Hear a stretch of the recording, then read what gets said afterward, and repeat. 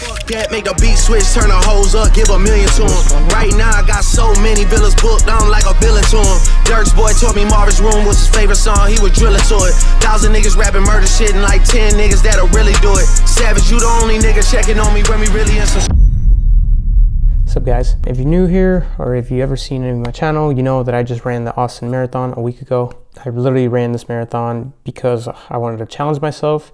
And if you want to know why, check out my other video. I'll link it up right now. I'm fairly new to the running world, so I had never ran one before and I really wanted to do one. And of course, there's one here in Austin. And I live in central Austin, so I was like, let's do it. And it was brutal 17 weeks because in the morning I was either working out or lifting weights or I was running. The build pretty much started from like 20 miles a week to almost hitting 60 at peak. Yeah, so this was very new for me. It was a lot of work. I do have a 9 to 5 that I work Monday through Friday. So yeah, it was really hard to balance, but we did it. The day though, I was having a little bit of doubts because during my taper, one of the weeks I missed a couple runs because I had a trip to Florida. And I was just like, dude, I'm not running. Like I'm supposed to be running. I have a marathon in 2 weeks. Like, what am I gonna do? So there's that little bit of a doubt, but for some reason on race day, that doubt was like gone. I like was super calm. If you ask any of my friends, I don't know, something inside of me was telling me that like, trust your training. You've worked hard, you know, the last 16, 17 weeks. So yeah, so that's what I did. That's what I did mentally. Or the day of the marathon, I woke up at 4 a.m. to get my stuff ready and to make breakfast. What I had for breakfast was actually something that I've been doing for like the last month or so. These little protein oats with a scoop of BPN whey protein, and that usually pretty much keeps me pretty full. I also have been taking this throughout the training block is GM1 Sport. I took 2 scoops of that in the morning.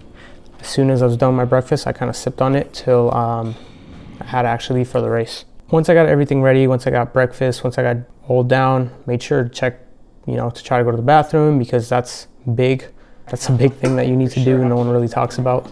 And then we're going once, and then got my, you know, stomach moving.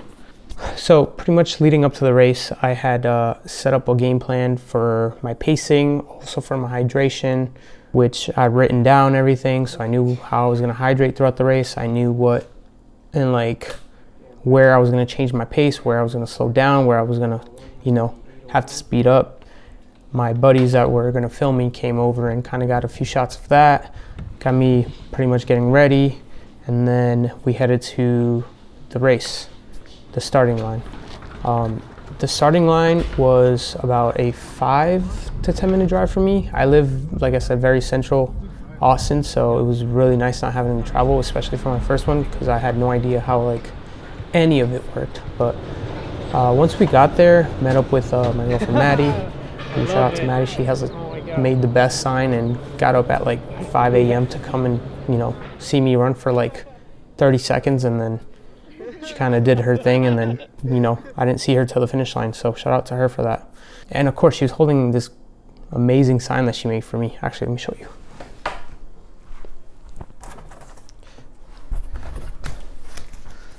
I'm keeping this forever, so shout out to her. So I got to the starting line at 6 a.m., which is about an hour before the race actually starts. And like I said, lucky for me, I didn't have to travel. So I started to warm up as soon as I got there, do my usual routine for before any run, kind of treated it the same way. Got warmed up, and I gotta say it was a cold day. Especially for Austin, where it doesn't usually, you know, drop in the 20s. The week before it had been super humid, so I'm kind of glad that it was, because when I ran in the humidity, I had to, you know, kind of reacclimate to the humidity. I had only been running in cold temps recently. So about 6:45, 6:50, I used the bathroom again one last time to just try to, you know, not have to go on my run. So got that out the way pretty much. Then headed to Corral A, which is like the first corral that Let's Get Out.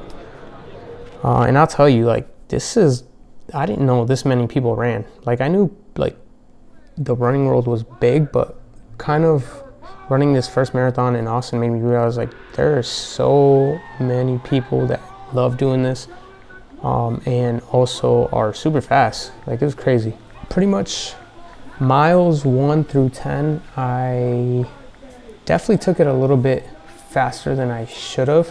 If you've run the Austin Marathon before, if you know like anything about the course, the first 3 miles are a gradual slope, but then on the return, the last 3 miles are all downhill as well. So you kind of give what you take. So my first few, I averaged about, looks like it was like 740, 750. So it was way too hot. My original goal had been to run those at 8 to 8:15. So you can tell that I was already coming out way too fast. But yeah, I felt good. So I was like, I'm going to take it at like, and listen to my body, see how I feel, and then if I need to slow down, I will slow down. So as the race went on, pretty much I started to pick it up. First mile, I don't know how accurate this is because I started late, but 8:57. Second one was 7:59. And third one was 8, because obviously it's a big hill. But then after 4, I started to really pick it up. So it looks like mile 4s through pretty much 8 were all 7:40, 7:45, which is almost 15 seconds faster than what I should have been running. And I think I did end up paying for this later, and I'll explain that as we go. But yeah, mile 8, I was like, I really need to just relax, slow it down. You know, I'm running off adrenaline. I knew it was going to wear off, so I was like, I gotta take it slow now, or suffer later. So then I did. Pretty much I met up with a 3:30 pace group around mile 10, and now I was like, oh, perfect. Like, I could just run with these guys the rest of the way, pace myself. I don't have to worry about anything. I just got to stick with them to the end. So it looks like from 8 to 10, it was 7:56 pace, which is about what I had originally planned for. You've ever ran the course, and this is where the hills start. So you go up and down, up and down. They're rolling hills for about 3 miles, pretty much to the half marathon point. 7:56 to 7:49. Mile 12 for some reason was 7:40. I think because that one was more of a downhill. It looks like the elevation was -50. So yeah, I was definitely going 20 seconds faster than I should have. Mile 13, if you know anything about mile 13, it is the biggest hill probably in Austin. I don't know if it is, but definitely will humble you if you've never ran hills before. Luckily though, I had done a ton of training running uphill, which I somehow ran at 8:08. My head, I knew I was going to run that really slow. I had originally planned for 8:30 in that section, so whatever, it happened, you know, I did it. After mile, you kind of split off with the half marathoner, kind of take a right, and then you kind of keep going up the hill. I pretty much stayed with the 3:30 pacers after that. I was also supposed to take 2 more scoops of GN1 Sport, but I didn't end up meeting with the team. I kind of missed them on mile 13, which a lot of it's my end just because I should have been more prepared. Luckily, this is a BPN sponsored event, and I was able to get some more GN1 Sport. Also, the thing that I did at every water station was stop for a second, take the sip of water, and then, you know, go. I don't know if that's the right way of doing, but I have seen a lot of videos or a lot of people, you know, talk about stopping and actually getting the water down, because if you don't, like, you're not really digesting your gels. Also, the thing that I did do was every 30 minutes, a gel, BPN Go gel. I like the purple ones. I forgot what flavor they are, but put them on screen right now. Yeah, I made sure to do that too, and I made sure to train with them throughout my whole training block so that I had nothing come up, you know, on race day. Stomach felt good, it held up well, so no complaints there. From the half marathon point, it looks like I went through it at 1:43, which is the fastest half marathon or 13 miles I ever ran. In my training block, I had come maybe close to it by like a minute, but I had never run that fast of a half marathon. So that was kind of another personal record for me. I don't know if that counts or not, but whatever. Mile 13 through 17, I kept it about 7:50 to 8 minutes, it looks like. Then you get into like mile 17 through like 19, and it is a lot more quieter.